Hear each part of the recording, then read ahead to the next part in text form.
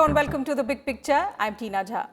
Prime Minister Narendra Modi has written a letter to his Pakistani counterpart Imran Khan saying India wants cordial relations with the neighboring country, but for that, it's important to develop an environment of trust which is devoid of terror. In his letter, written to convey greetings to the people of Pakistan on the country's National Day, Prime Minister Modi said, and let me quote, "As a neighboring country, India desires cordial relations with the people of Pakistan. For this, an environment of trust, devoid of terror and hostility is imperative," unquote. The Prime Minister also conveyed his best wishes to Imran Khan and the people of Pakistan in dealing with the challenges of the coronavirus pandemic. Earlier, 3 days ago, the Prime Minister had wished Imran Khan a speedy recovery after the latter tested positive for coronavirus. Now, according to news reports, which quote government sources, the letter is a routine one which is sent every year, but it comes amid a series of recent events that indicate positive movement in ties between India and Pakistan. That's what the news reports claim. Remember, in February, both countries had recommitted themselves to the 2003 ceasefire on the line of control in Jammu and Kashmir. And the Indus commissioners of both India and Pakistan also met for the first time in more than 2 years in New Delhi on Tuesday to resolve a host of outstanding issues under the Indus Waters Treaty. So what is this positive atmosphere indicative of? Could this lead to a meaningful dialogue between the two neighbors? And will Pakistan create a conducive atmosphere for resumption of talks? This is what we will analyze with experts on this edition of The Big Picture. Joining me on the program today are two distinguished panelists. Let me first introduce them to you. I'm joined by former Ambassador Vivek Karju and Major General Dhruv C. Katot, retired. He's Director, India Foundation. Thank you to both my guests for joining me on The Big Picture today. Ambassador, let me begin the program with you. So since the ceasefire agreement last month, we've seen there have been quite a number of signals coming in from Pakistan, right from the Prime Minister to the Army Chief, and also the Pakistani High Commissioner to India for peaceful resolution of talks with India through dialogue. And this is something that has happened in the past as well, so nothing new. But what could be the reason, according to you, behind Pakistan time and again, over the past few weeks, pushing for peaceful talks with India? What could be the reason behind this change of heart? Well, for one, we don't know whether it's a change of heart. That is something that only time will tell. Yes, they've made some moves. They are saying the right words. And all this needs to be explored and explored seriously. It was quite clear from the formulations used in the joint statements of the two DGMOs in February that a process of engagement, howsoever tentative, was beginning. Because normally the DGMOs don't issue joint statements of the kind that was issued in this case. And it was good that the DGMOs had written that, because it indicated that in the process that was perhaps taking place or could take place, the Pakistani army was on board. If you recollect that the Pakistani army had not been happy with Prime Minister Nawaz Sharif, or the former Prime Minister Nawaz Sharif, accepting Mr. Modi's invitation in May of 2014 to Nawaz Sharif to visit India for Mr. Modi's swearing in. And nor was the Pakistan army very enthused by Mr. Modi's visit to Lahore in December of 2015. So it's good that the Pakistan army is on board on this process, and clearly the Pakistan army chief has made the right noises. But it's early days and we've got to see how this process proceeds. You mentioned also that the Prime Minister's letter of greetings to Imran Khan on Pakistan's National Day is said to be routine. Well, yes, greetings are routinely exchanged between heads of state and government on such occasions. But I do notice as a former diplomat, that the formulations used by the Prime Minister in this message of greetings are not what are traditionally used in protocol terms. Okay. I'll leave it at that. Now, that is a signal to the Pakistani government, to Nawaz Sharif, to the Pakistan army, or not. We can debate that. But Absolutely. certainly So, those formulations used by the Prime Minister were anything but routine. okay, so now the onus is clearly on Pakistan, and what Pakistan does is something that we'll discuss in the course of the program. Coming to you, Major General, so looking at the recent developments, what are your thoughts? What are they indicative of? Does it in any way show the willingness from both sides to improve ties? You see, I think from India's side, there has always been a willingness to improve ties with Pakistan. But it has to be done if Pakistan desists from terror. And I think over the last few years, the government of India has made it amply clear that talks and terror cannot go hand in hand. Yes. And it is because this message has been delivered very firmly to Pakistan that I think there are various parties within Pakistan, especially within their military, which has actually got, in a sense, discomforted. Let me use the word discomforted. So we find a very high level of discomfort within the Pakistan military and within the Pakistan political establishment at the firm response which has come from India, because this was something which India has never done earlier. The second issue which took place was that on the 5th of August 2019, when the status quo was of Jammu and Kashmir was dramatically changed. Till date, Pakistan does not have a response to the abrogation of the provisions of Article 370. And they are still trying to work around as to what should be their response. Because what the revocation really did was it removed the capacity and the capability of the Pakistani military through the ISI to cause disturbances within Kashmir. And because that capacity and capability got reduced, additional concerns started coming up within Pakistan, because post the revocation, we find the Kashmir Valley per se coming to normalcy very, very quickly. Jammu as it is, the Jammu part of it is as it is normal. And Ladakh has been restored in a very great sense to pristine glory. So the only small little area are a few districts of Kashmir which still remain of concern, not as much concern as what existed last year. And day by day, Pakistan is realizing that they are losing the plot in promoting terror in that region. Now, given this background, every time Pakistan carried out a transgression on the line of control, there was a very firm military response. And I have a feeling that for the first time, over the last 2 years at least, the Pakistan military has been hurt. And earlier, whenever these transgressions used to take place, or when the terrorists would move inside India, they would be infiltrated to India, there was no cost to the Pakistan military. Now that situation has been changed, and the cost to the Pakistan military is high.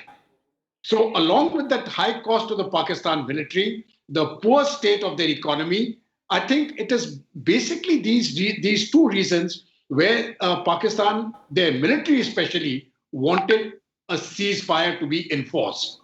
Now the ceasefire has come into force with effect from last month, midnight of 24th, 25th February.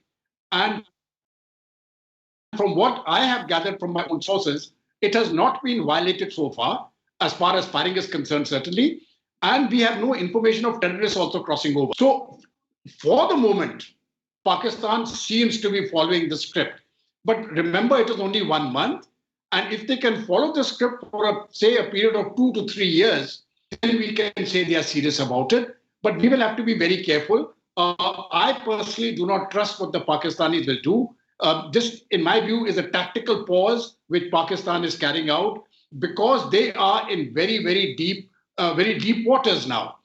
So it is really to allay their levels of concern that they have asked for it. I think India has been very gracious in accepting it. So, since you said, Major General, that Pakistan has, it's been a month and they have been following the ceasefire agreement quite seriously, what, according to you, could be the reasons? Is it some kind of external pressure, or is it the internal turmoil that Pakistan is going through, that suddenly their approach towards India has changed? Because I remember after the abrogation of Article 370, Imran Khan had clearly stated that any talks with India, any dialogue with India can happen only when this decision of Article 370 is revoked. Now, right from the army chief to the prime minister, they're all speaking in one voice. No, I don't think there's been any change of heart as far as Pakistan is concerned. Could it be some kind of external pressure? I'm totally with the Ambassador Khatjo on this. There is, in my view, there is no change of heart. But there are certain circumstances within the country. They are facing huge internal turmoil within the country.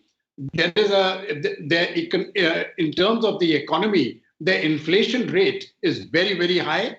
The income which has to come into the country is drying up. The Saudis and the Emirates are not giving them the cash which they so desperately need. They're getting more and more dependent upon the IMF and China. And I think at this time, they also wanted to convey a message to the new Biden presidency. Okay, listen, we will go for peace so that no external pressure comes from the Americans. I think this is really, it's really a concomitant of factors which have coalesced at this point of time.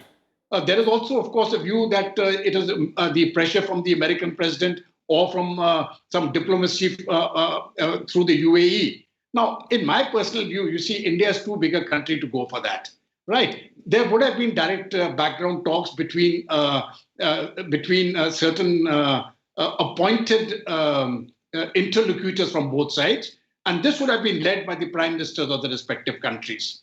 I've got no doubts about that. It cannot be done simply as a statement issued by the DGMOs, right? That pay scale doesn't warrant them to issue that sort of a statement. So this has the imprint of the Prime Minister of India and of whichever ruling clique is there in Pakistan. It has that agreement, and after that agreement, of course, this is the first step. Okay, Ambassador, so since India's position has been consistent, the talks and terror cannot go together, and that's exactly what the Prime Minister's letter also talked about, clearly, that for better relations, an environment of trust, which is devoid of terror and hostility, is imperative. Now, because the onus now lies on Pakistan, can we expect something concrete this time from our neighbor?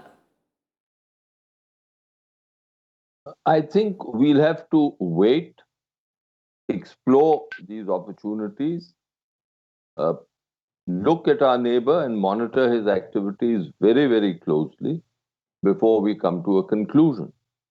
But explore we must. We must not never shut the door to peace. Now, as far as talks and terror are concerned, I'd like to clarify this so that your viewers can get a sense of what it is. You see, the dialogue process between India and Pakistan, the formal dialogue process, is a structured process. And that structure was created in 1998. And even though the terminology of the structure has changed, and the last time a dialogue process of a structured process was envisaged was when the late External Affairs Minister Sushma Swaraj visited Pakistan in December of 2015, and the two countries decided to embark on what they then said would be a comprehensive bilateral dialogue. Now, that could never take off because of the Pathankot terrorist strike. Mr. Modi still persisted, but conditions in Kashmir and the Pakistani exhortation to violence after Burhan Wani's killing of July 2016 and then the Uri terrorist strike really ended any prospects of the CBD, of the comprehensive dialogue process, from taking off. And now the situation is that these tentative moves, this engagement, is an engagement which is, I think, appropriate, but it should not be confused with the beginning of the structured bilateral dialogue. I think for that, the government has clearly laid down markers that Pakistan must end terror.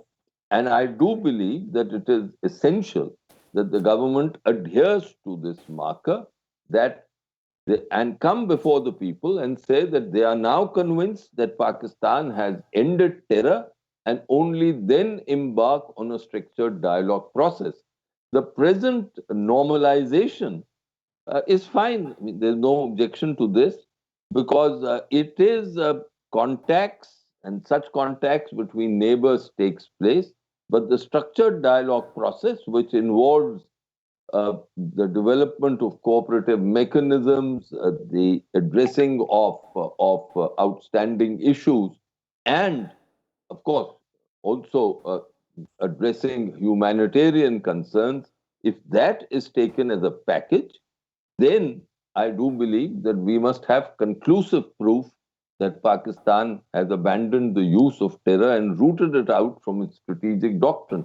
Otherwise, we will fall prey to the same circle of dialogue, terrorist incident, interruption of dialogue, tempers flaring, then cooling down, and the beginning of the process. Fortunately, for the last 4.5 years, that process has been interrupted, and it will be a shame if that resumes again. Okay, Major General, what are your thoughts? Because obviously a meaningful dialogue would make sense only when Pakistan creates that conducive atmosphere. And for that, the country will have to stop harboring terrorists on its soil. Looking at the past record of the country, will it be expecting too much?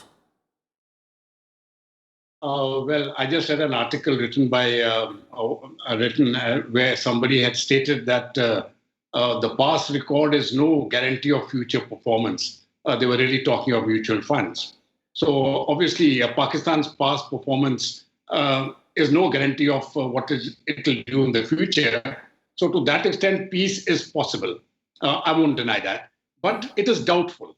And I will tell you why it is doubtful. You see, just because a peace process has been initiated and firing has stopped on the line of control, I don't think there have been any fundamental shifts in Pakistani foreign policy. I haven't seen that shift. And one of the prime fundamentals of Pakistan's foreign policy is to use terrorism as an instrument of the state. So these terrorists which they use, like the Lashkar-e-Taiba and the entire gamut of terrorist groups, is really a part of what they call their strategic assets. They have promoted these strategic assets both to be used against India and to be used against Afghanistan. There are two separate groupings. Now, if they stop this use, then we would like to have positive proof that Pakistan will no longer use these assets which they have created as strategic assets. And they will have to dismantle this, I beg your pardon, they will have to dismantle those camps. There are 28 to 30 odd camps, there may be more, I don't have the exact number, which have been created to look after these people. This is one aspect. So if we get proof that all those camps have been dismantled, that will be a very positive indicator. The second positive indicator will be that there are people whom India has demanded, like Hafiz Saeed, for terror charges in India. And I think it would be appropriate, if Pakistan desires peace, that those people be handed over to India for trial. Now, if these two activities take place, in my view, it would be an indication that Pakistan has changed its course. Now, I don't see any of these two activities coming out in the near future. It's not going to happen. And I think that remains our challenge. So what has really happened, in my view, is a tactical pause. Pakistan is in a very bad situation as of now. They may not get onto the blacklist as far as the FATF is concerned, but they're likely to remain in the grey list for a much longer time, and they desperately want to come out of that, right? Every day by day, if they keep taking money from the Chinese, they're getting deeper into a Chinese debt trap. So I think the Chinese military, I beg your pardon, the Pakistan military sees this very clearly. So they are looking for a way out, but they're looking for a way out in a manner that they can continue to maintain their strategic assets. And I think this is the danger which we must not fall prey to, which is why I'm totally in agreement with what Ambassador Katu has just stated. We cannot fall into that trap. Yes. So while peace is welcome, keep it at that level. But if you wish to continue with a structured level of talks, then we must have that conclusive proof that they have abandoned terror as an instrument of state policy. And the two ways of doing that is what I've indicated: close the camps and hand over the terrorists which India wants to India for trial. Certainly, we should not fall into that trap, and especially when we are seeing that despite this renewed focus from our neighboring country on a peaceful dialogue with India, Kashmir remains a central issue. So even though the Army Chief and the Prime Minister have spoken about resumption of dialogue with India, they continue to say that Kashmir will remain at the center of talks. And if this remains so, of course, the talks wouldn't progress, Ambassador Katu, isn't it?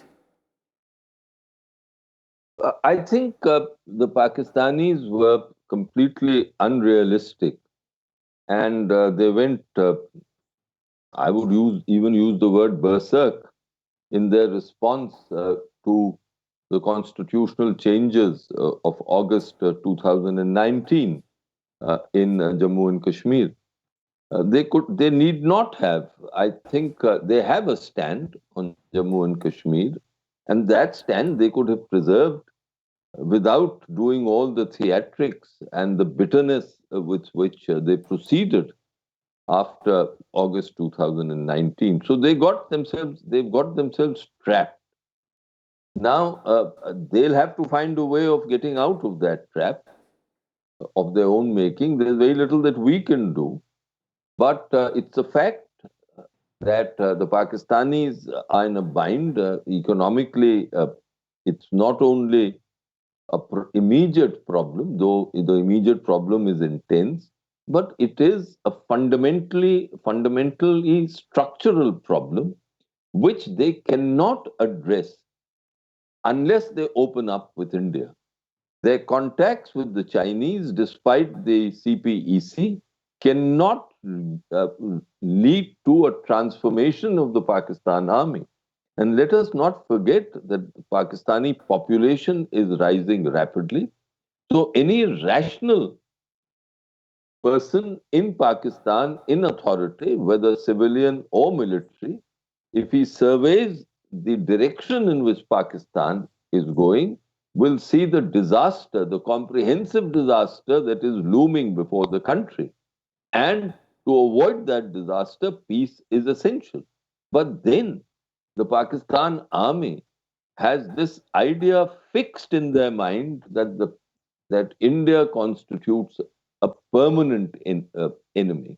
And unless they get rid of this idea and think, even if they consider India a threat, they think of other innovative ways of meeting that threat. Cooperative mechanisms can be established, and that too assuage threat. It is not only through confrontation that you meet threats, but I don't see the Pakistan army proceeding in this rational direction. Yes, General Bajwa has made the right noises till now. The question is whether General Bajwa, who's an extension, is one, himself serious about this, or whether he's only saying this for tactical purposes, and two, should he be serious, would he have sufficient capital to persuade the commanders? Because I've always felt that the true cabinet of Pakistan is not the civilian cabinet or the elected government. The true cabinet of Pakistan is the army chief along with the commanders. It is a political army and a professional army too, but a political army all the same. And unless the leader of the army is able to take everyone along when it comes to these fundamental questions, it's difficult to see Pakistan changing course. Certainly. So whether he has the will to take tough decisions, and in case of resumption of dialogue with India, whether Pakistan can abide by the existing commitments under the joint statement to not permit any territory under Pakistan's control to be used to support terrorism in any manner is something that we'll have to see. Looking at the past record of Pakistan, that of course looks very, very unlikely. So with that, I have to call it a wrap on this edition of The Big Picture. Thank you to both my guests once again for joining us on the program and sharing your perspective with us.